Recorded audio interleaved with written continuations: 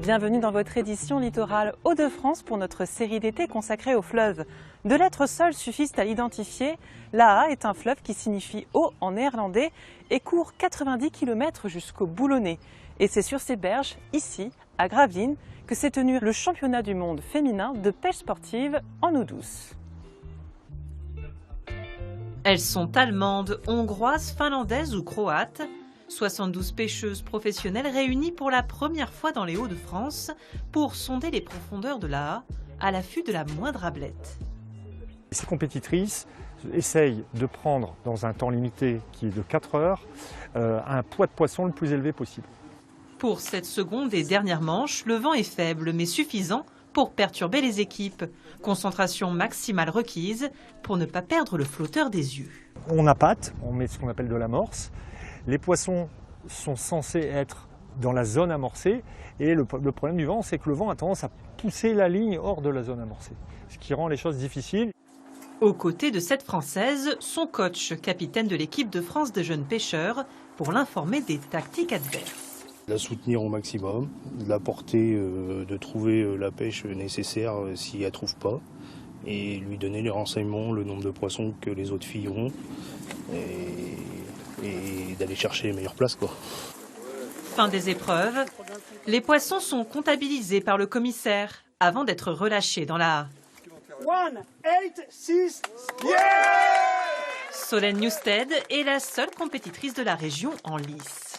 C'est un honneur parce que c'est chez moi. Je veux dire, j'habite dans le Nord depuis des années, depuis toujours, et j'ai toujours voulu faire un championnat du monde en France et j'y suis.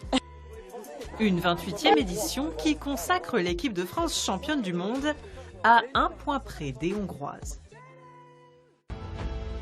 1000 ans après l'arrivée des Vikings en Flandre, le drakkar baptisé Alvinkir fend les eaux de l'Aa depuis bientôt 2 mois. Un projet fou créé en 2019 par l'association Héritage maritime et fluvial des rives de l'Aa, que nous présente son président, Jean-Pierre Leroy. Ce bateau mesure 12 mètres de long. C'est un bateau d'inspiration viking et on peut naviguer à 12 personnes. C'est nous qui avons conçu les plans. Les Vikings sont venus en Flandre, en France, ils sont passés sur l'Aa, ici, à quelques centaines de mètres. Donc le côté historique de la chose nous a bien plu. Alvin était un géant viking qui est venu au 8e siècle et qui est venu à Dunkerque. En déclinaison, c'est le géant de Dunkerque, protecteur de la ville. C'est un bateau unique. Je pense qu'en construction bateau viking en France, on n'est que quelques-uns. On tient bien son aviron, on tient bien ses poignées ici. Il y a des ordres en français ou en scandinave. En scandinave, c'est a row, et on envoie a row.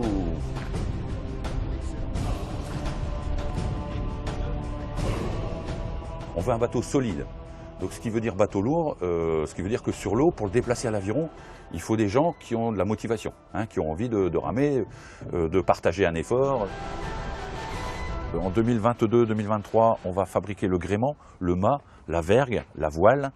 On va modifier les avirons. Là, on les a essayés, il faut qu'on les modifie. Et on prévoit les tenues vikings. Cette année, on va construire, fabriquer nos tenues vikings pour aller avec le bateau. Que ce soit un bateau mu à la force humaine, à l'aviron, les gens disent ouah, on repart à l'histoire, on n'a pas de moteur. Et donc ça plaît, et on a des gens qui nous applaudissent sur les berges. En plein été, c'est aussi le plan idéal pour se rafraîchir. Avec 200 000 visiteurs par an, le parc des rives de l'Aa régale les amateurs de loisirs nautiques. Pour commencer déjà, la pagaie, il y a une différente taille. Donc vous la mettez à côté et votre main, vous devez bien la mettre en haut. Pour cette équipe de foot de Longness, rien de tel qu'une séance de paddle en groupe pour relâcher la pression. C'est de se vider la tête, pas penser qu'au football, sortir et s'amuser d'une autre manière. Donc voilà, on va s'amuser et puis découvrir les nouveaux, surtout c'est le principal. Mais pour la mise en pratique, ça reste à voir. Première fois le paddle? Non, pas la première fois, non. Mais aussi grand, oui. C'est quoi la difficulté? À être ensemble. Surtout avec une équipe comme ça.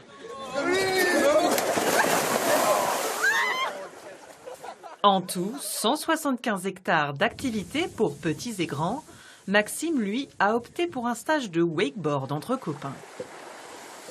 C'est bien de se mettre en arrière et pas se faire non plus trop tirer par le câble. Après, ça vient tout seul, quoi.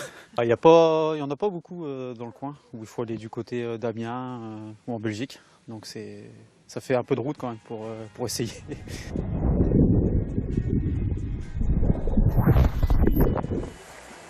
Je regardais mes pieds, faut regarder loin devant.